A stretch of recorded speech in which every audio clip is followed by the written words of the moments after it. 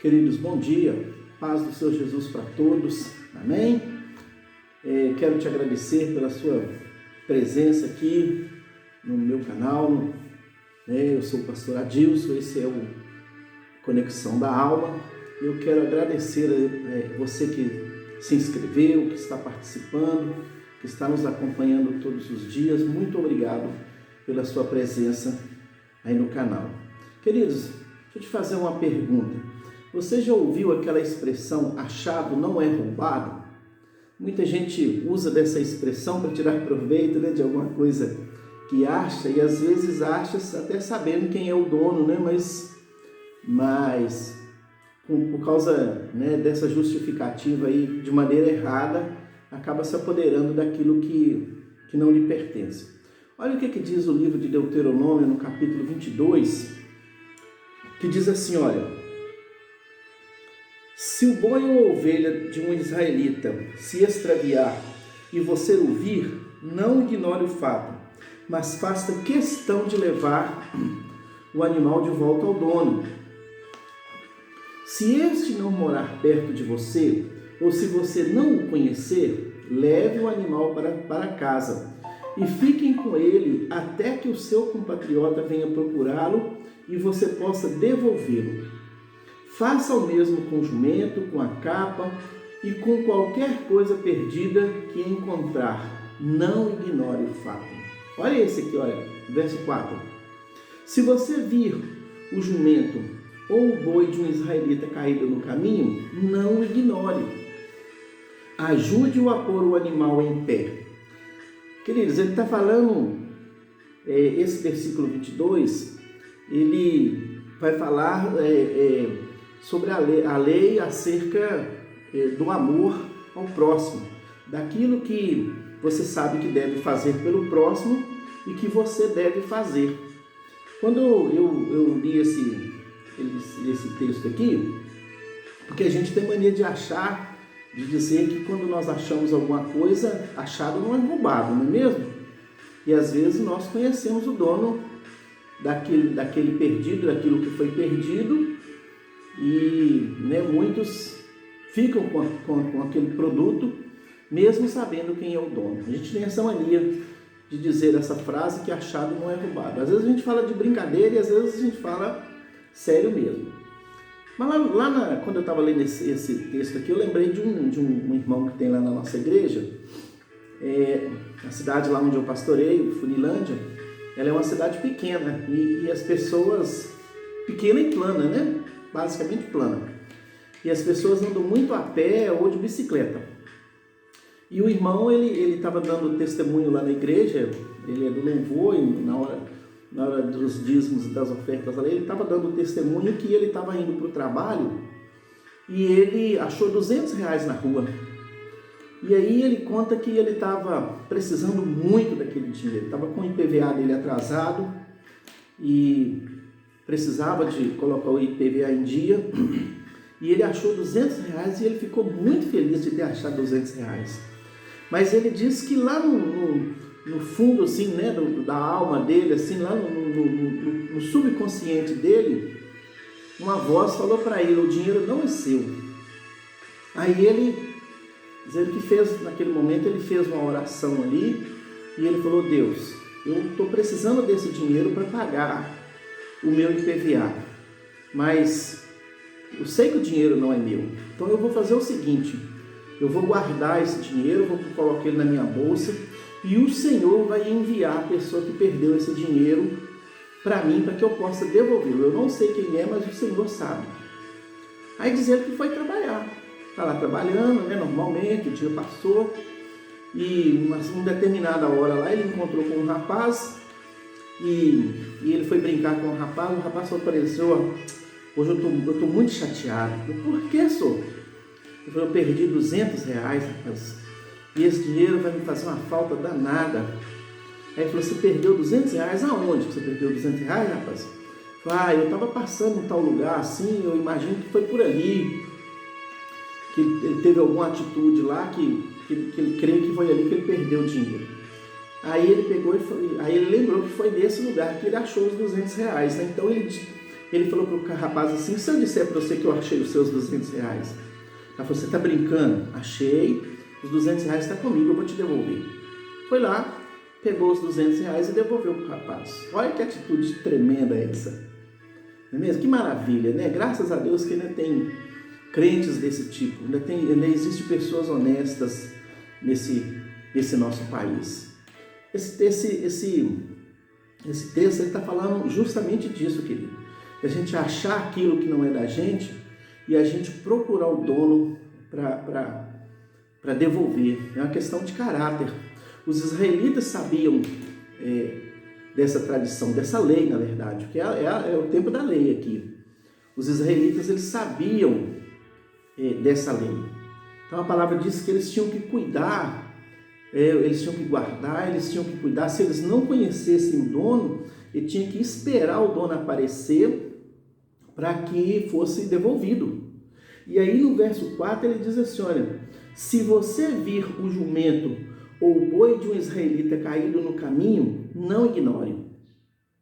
Ajude-o a pôr o animal de pé. Olha que tremendo essa mensagem.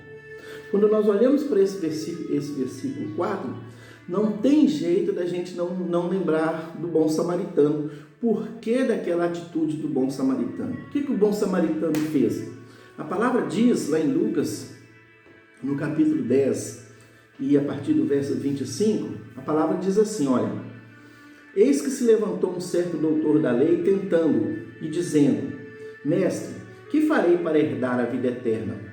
E ele lhe disse: que está escrito na lei? Como lês? Jesus certamente está falando da lei, né, que o israelita conheciam.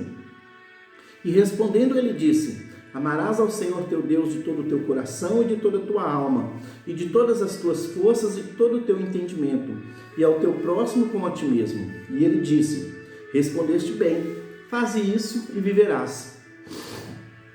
Ele, porém, querendo justificar-se a si mesmo, disse a Jesus: e quem é o meu próximo?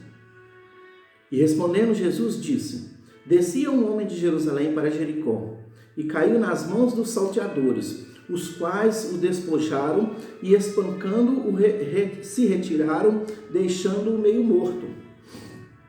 E ocasionalmente descia pelo mesmo caminho certo sacerdote, e vendo-o, passou de largo. E de igual modo também um levita, chegando àquele lugar e vendo, passou de largo. Mas certo samaritano viajando, veio até ele e vendo, foi movido de íntima compaixão. E aproximando-se, atou-lhe as feridas, deitando-lhes azeite e vinho, e pondo-o sobre o seu animal, levou-o para uma estalagem e cuidou dele. O samaritano fez igualzinho, está escrito lá em Deuteronômio 22, verso 4. E partindo no outro dia, tirou 2 dinheiros e deu ao hospedeiro e disse: cuida dele, e tudo o que demais gastares eu te pagarei quando voltar. Qual, pois, destes 3 te parece que foi o próximo daquele que caiu nas mãos dos salteadores? Jesus está perguntando para aquela pessoa. E ele disse: o que usou de misericórdia para com ele. Disse, pois, Jesus: vai e faz a mesma coisa. Queridos, presta atenção. Quando a palavra está dizendo que o homem ele estava caído no chão, que ele foi assaltado, bateram nele, deixou ele quase que morto lá no chão, a palavra está dizendo que o sacerdote passou e passou de largo, passou, fingiu que não viu.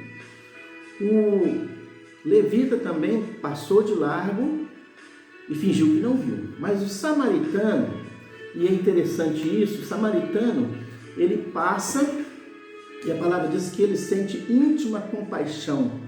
Ele se colocou no lugar daquela pessoa que estava doente. Enquanto que o levita e o sacerdote passou direto, porque eles fingiram não ver, eles conheciam a lei, eles sabiam da tradição, mas eles passaram direto. Não sei se os irmãos sabem, mas existe no Novo Testamento, existe uma grande, não só no Novo Testamento, mas desde a divisão do reino, existe um conflito entre judeus e samaritanos, porque na divisão, o povo que foi morar em Samaria, naquela região, a palavra diz, ou a palavra nos leva a entender que eles se misturaram, né, com os povos daquele lugar. Então eles perderam a essência de judeu.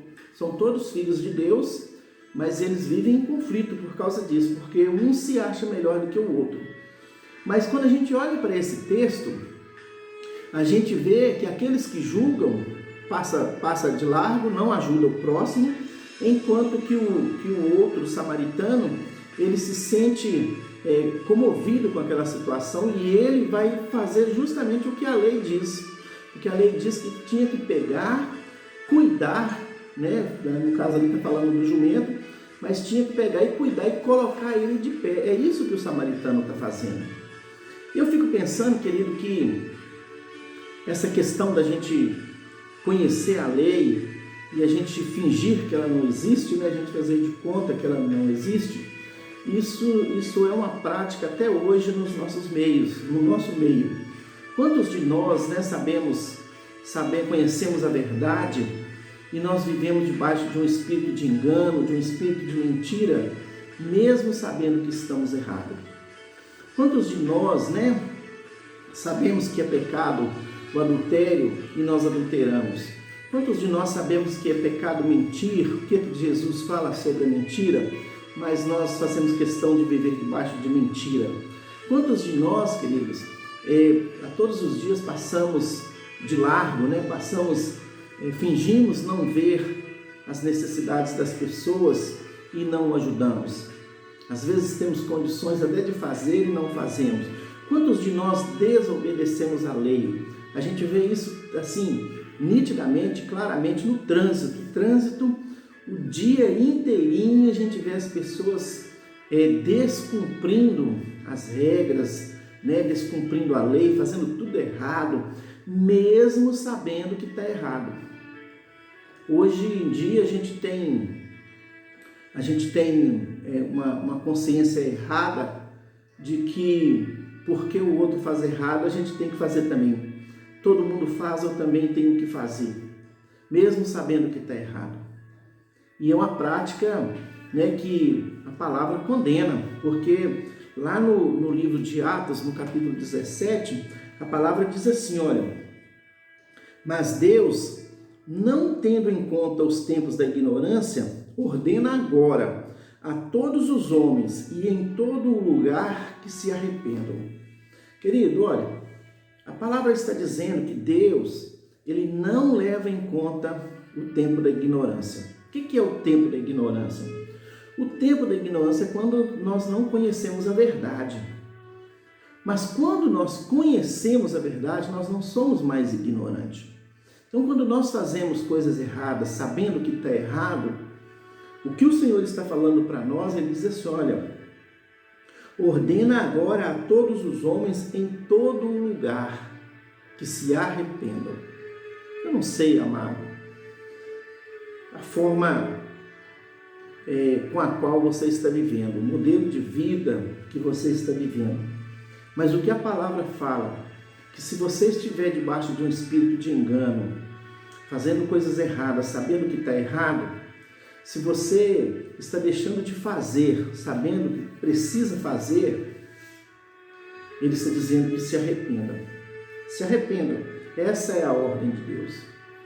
Deus, querido, você pode ter certeza de uma coisa: ele só perdoa pecado de quem se arrepende.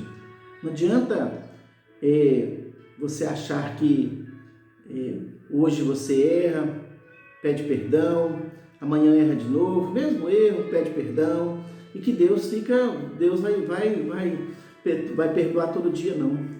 Porque arrependimento, querido, é a atitude de você errar, se arrepender e não fazer mais aquilo. Acabou. Isso é arrependimento. Se você está vivendo num engano de pensar que hoje você erra, pede perdão, amanhã erra de novo, o Senhor não perdoa. O Senhor perdoa o arrependido, aquele que cometeu um erro, se arrependeu e largou aquilo de lado. Arrependimento é isso, é deixar as práticas erradas. Se você conhece a palavra de Deus, se você sabe o que tem que fazer, se você sabe que está errado, se já foi aberto os seus olhos espirituais e você conhece a verdade, fuja do engano, querido. Fuja da mentira, fuja das coisas erradas. Tente cumprir, procure cumprir aquilo que a palavra diz. Você vai viver muito mais feliz daqui para frente. Eu quero nesse momento fazer uma oração. Pai, em nome de Jesus, Senhor, Deus, eu quero pedir ao Senhor que contemple o nosso coração e a nossa vida, contemple a nossa mente. Senhor, em nome de Jesus, que o Senhor olhe para a minha vida, olhe para a vida desse meu irmão, dessa minha irmã, que o Senhor, meu Deus, traga discernimento sobre a nossa vida, daquilo que nós estamos fazendo errado e que não agrada ao Senhor, meu Pai.